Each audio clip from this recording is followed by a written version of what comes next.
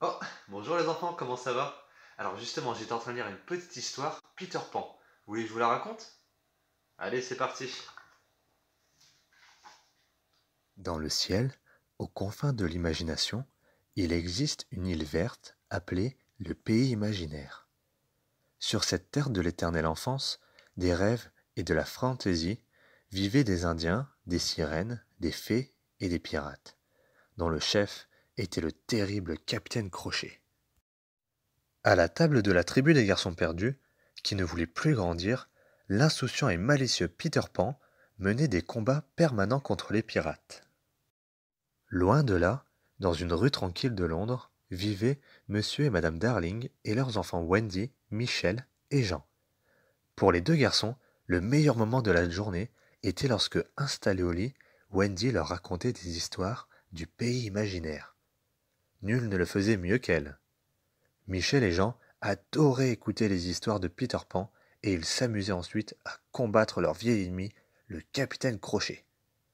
Sans que personne s'en aperçoive, Peter Pan écoutait lui aussi les histoires. Mais un jour, les choses changèrent. Monsieur Darling, qui n'aimait ni les histoires du pays imaginaire, ni les jeux de pirates, décida que cette nuit-là serait la dernière que Wendy passerait dans la chambre de ses frères.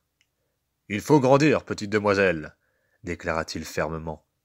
Ce soir-là, monsieur et madame Darling allaient à une réception, et après leur départ, quelque chose d'extraordinaire se produisit.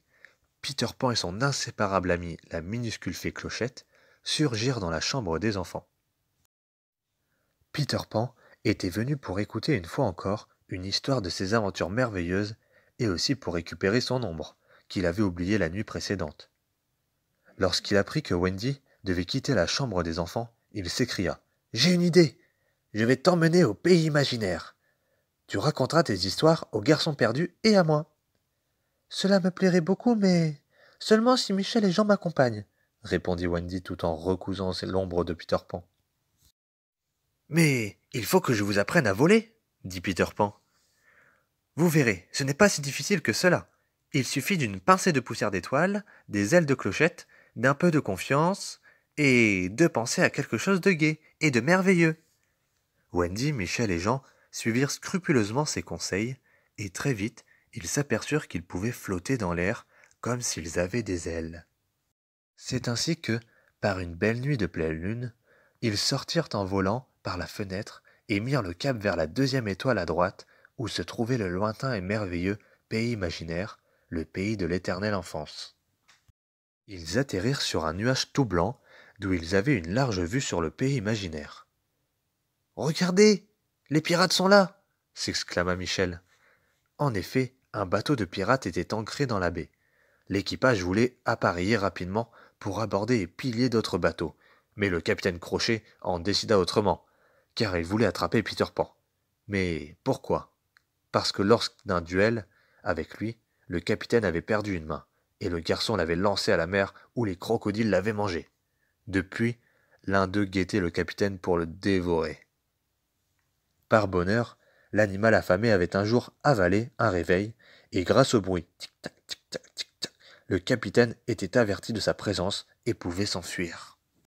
Partons vite d'ici, avant que le capitaine ne nous tire des boulets de canon, s'écria Peter Pan. En un instant, tous se retrouvèrent dans le repère secret que Peter habitait avec les garçons perdus. Je vous ai amené Wendy. Elle raconte des histoires d'une façon merveilleuse, annonça joyeusement Peter Pan. Mais tout d'abord, conduisez Michel et Jean chez les Indiens. Je suis sûr qu'ils ont très envie de les rencontrer. Pendant ce temps, Wendy et moi nous irons voir les sirènes. Wendy et Peter passèrent un agréable moment avec les sirènes, dans la tranquille lagune, d'un bleu transparent, quand soudain apparut une barque à l'entrée. À son bord se trouvait le capitaine Crochet, son second, et Lily la tigresse, la fille du chef des Indiens, ligotée. Tu dois parler, très cher. Tu dois nous révéler où se cache Peter Pan, déclara le capitaine avec un horrible sourire. Sinon nous t'attacherons au rocher du crâne et attendrons que la mer monte. Je suis sûr qu'alors ta langue se déliera. Mais la courageuse Lily résistait. Sans prononcer un mot, elle regardait fixement et fièrement l'horizon.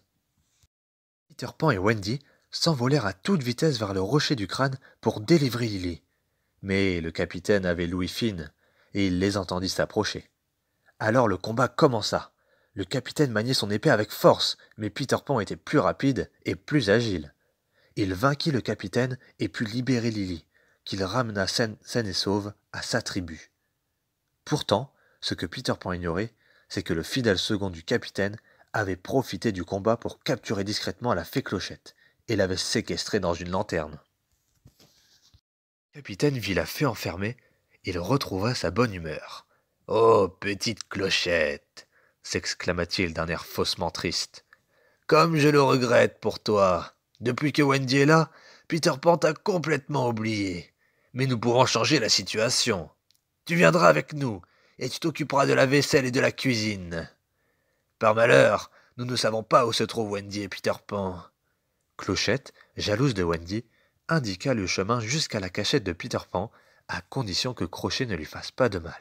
« Je ne toucherai pas à un seul de ses cheveux, » promit le rusé capitaine. Wendy et ses frères avaient envie de retrouver leur maison. Aussi décidèrent-ils de rentrer chez eux cette nuit-là. Ils invitèrent les garçons perdus et Peter Pan, qui fut le seul à refuser de les suivre. Pour rentrer, tout le groupe suivit un tunnel secret qui aboutissait à l'arbre du pendu. Mais les pirates les attendaient. Ils les attrapèrent à leur sortie du tunnel et les attachèrent solidement. « Je les tiens! Il ne manque qu'un garçon !» murmura le capitaine. « Vous allez devenir des pirates, et si vous refusez, je vous enfermerai dans un cachot, puis je vous jetterai par-dessus bord. À vous de choisir !» hurla-t-il. « Jamais !» déclara Wendy. « Alors tu seras la première à sauter à l'eau !» ordonna le capitaine. Wendy avança sur la passerelle et s'arrêta face au vide. Un grand silence se fit. Quand elle s'élança, les garçons fermèrent les yeux et guettèrent en silence le bruit des gerbes d'eau. Mais ce sont les éclats de rire de Peter Pan qu'ils entendirent. Il avait attrapé Wendy en plein vol, puis l'avait déposée dans un lieu sûr. Grâce à Clochette, qui s'était rendu compte de son erreur et s'était échappé de la lanterne, Peter avait prévenu à temps. « Cette fois, tu dépasses les bornes !» s'écria Peter Pan, en s'attaquant rageusement au capitaine Crochet. Pendant le duel, Clochette libéra les prisonniers. Ensemble, ils poussèrent les pirates dans une barque pour les éloigner. Peter Pan réussit à arracher son épée au capitaine, surpris, et la jeta à la mer. Immédiatement, le capitaine se jeta à l'eau pour la retrouver. La dernière image que les enfants gardèrent de cette aventure fut celle du capitaine fuyant, épouvanté, le crocodile affamé qui se léchait les babines au son familier du tic-tac, tic-tac, tic-tac. Peter Pan prit le commandement du bateau. Il se débrouillait à merveille et donnait des ordres parfaits. « Équipage, à vos postes! Préparez les voiles, levez l'ancre, à tribord toutes, cap sur Londres !»« Michel, Jean, nous rentrons à la maison !» s'exclama Wendy soulagée. Avec une pincée de poussière d'étoiles des ailes de Clochette, un peu de confiance et un zeste d'imagination, le bateau pirate s'élança dans les airs. Il vola parmi les étoiles scintillantes et sillonna le ciel jusqu'à la petite rue tranquille de Londres où se trouvait la maison des Darling. Puis le bateau s'arrêta quelques instants pour laisser Wendy, Michel et Jean descendre et rentrer directement par la fenêtre de la chambre des enfants. Pan et Clochette s'en retournèrent au pays imaginaire. Wendy, Jean et Michel restèrent un long moment à la fenêtre en agitant la main sans perdre de vue le bateau qui avait mis le cap vers les confins de l'imagination, l'île verte de l'enfance éternelle, des rêves et du fabuleux, le lieu idéal pour tous ceux qui ne veulent pas grandir. Et voilà, c'est terminé. Alors j'espère que ça vous a plu. N'hésitez pas à mettre vos avis en commentaire. Et si vous avez des idées pour des prochains Disney, n'hésitez pas à me les partager. Salut, bisous.